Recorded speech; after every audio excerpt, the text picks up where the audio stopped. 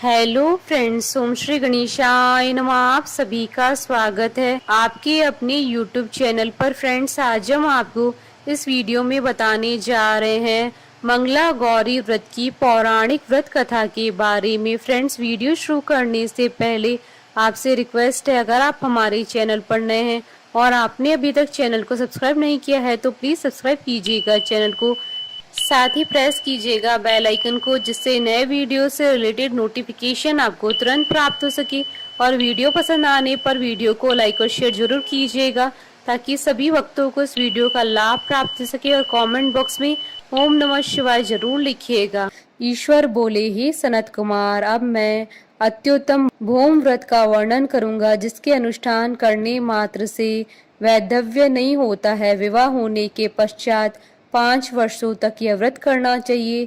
इसका नाम मंगला गौरी व्रत है। यह पापों का नाश करने वाला है। विवाह के पश्चात प्रथम श्रावण शुक्ल पक्ष में पहले मंगलवार को यह व्रत प्रारंभ करना चाहिए। केले के खंभों से सुशोभित एक पुष्प मंडल बनाना चाहिए और उसे अनेक प्रकार के फलों तथा रेशमी वस्त्रों से सजाना चाहिए। उस मंडप में अपने सामर्थ्य के अनुसार देवी की स्वर्णमयी अथवा अन्य धातु की बनी हुई प्रतिमा स्थापित करनी चाहिए।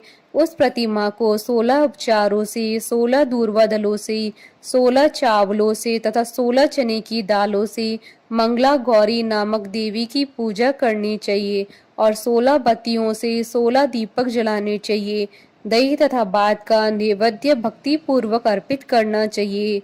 देवी के पास ही पत्थर का सील तथा लोढ़ा स्थापित करना चाहिए। 5 वर्ष तक इस प्रकार से करने के पश्चात उद्यापन करना चाहिए।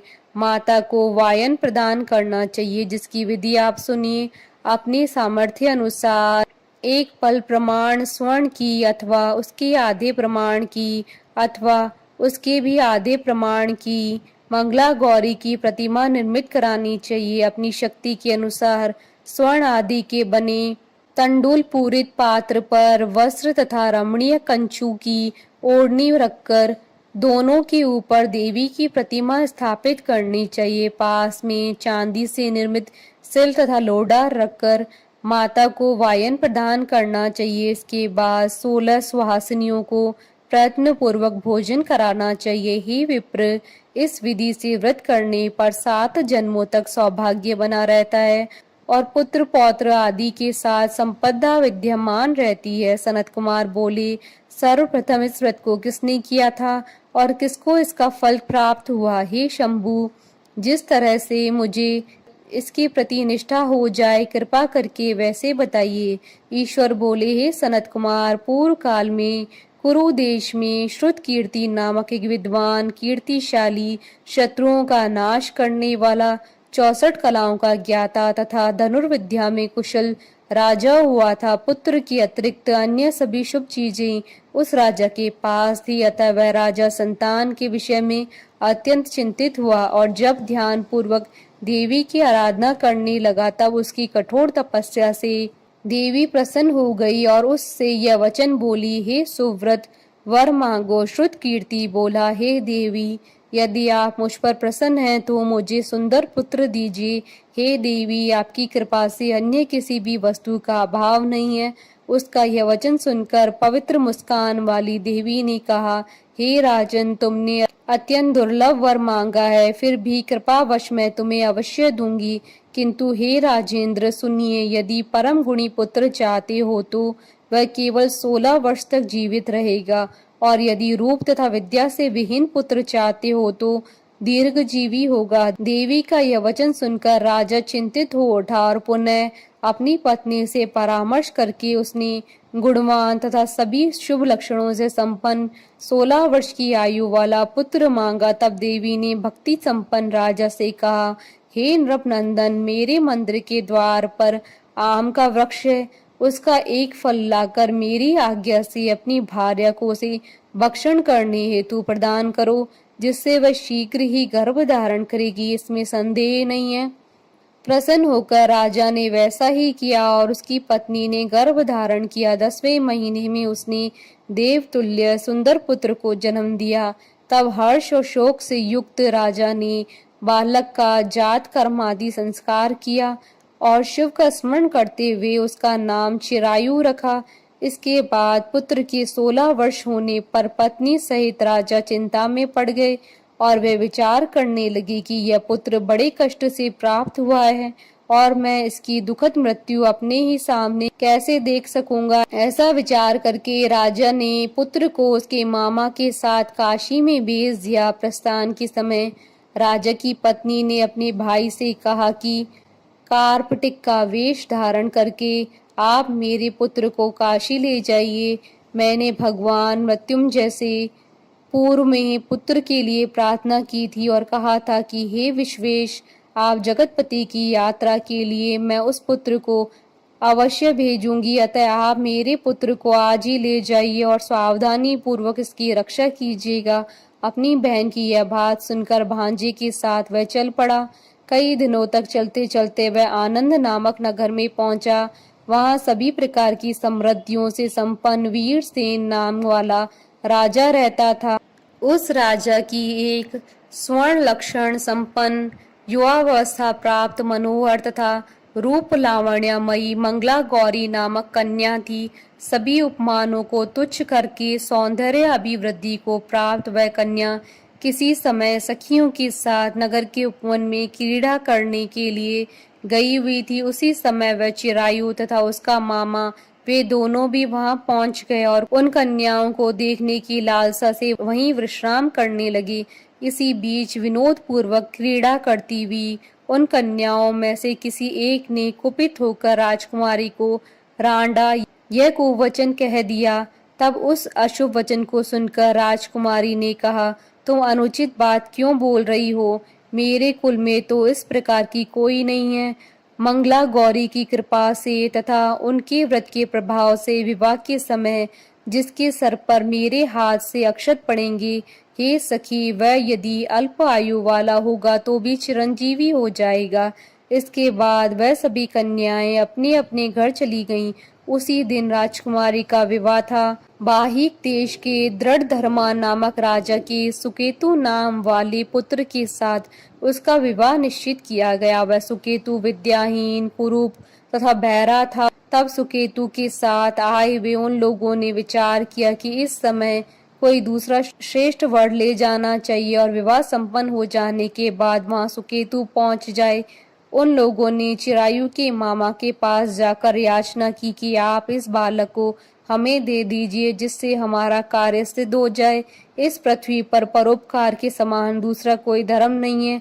उनकी बात सुनकर चिरायु का मामा मन ही मन बहुत प्रसन्न हुआ, क्योंकि उसने उपवन में पहले से ही कन्या मंगला गौरी की बात सुन ली थी। फिर भी उसने एक बार कहा कि आप लोग इसे किस लिए मांग रहे हैं? कार्य की सिद्धि हेतु वस्त्र अलंकार आदि मांगे जाते हैं, वर तो कहीं भी नहीं मांगा जाता। तथापि आप लोगों का सम्मान रखने के लिए मैं इसे दे रहा हूँ। उसके बाद चिरायु को वहां ले जाकर उन लोगों ने विवाह संपन्न कराया। सप्तपदी आदि हो जाने पर रात्रि में शिव पार्वती की प्रतिमा के समक्ष उस चिरायु ने हर्ष युक्त होकर मंगला गौरी के साथ शयन किया। उसी दिन चिरायु के 16 वर्ष पूर्ण हो चुके थे और अर्धरात्रि में साक्षात काल सर्प रूप में वहां आ गया।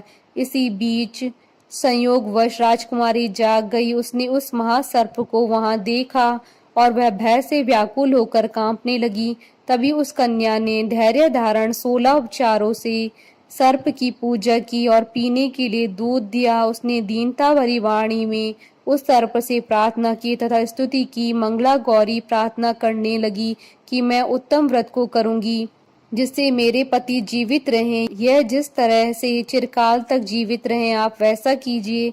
इतने में सर्प वहां स्थित एक कमंडल में प्रवेश कर गया और उस मंगला गौरी ने अपनी कंचुकी से उस कमंडल का मुंह बांध लिया।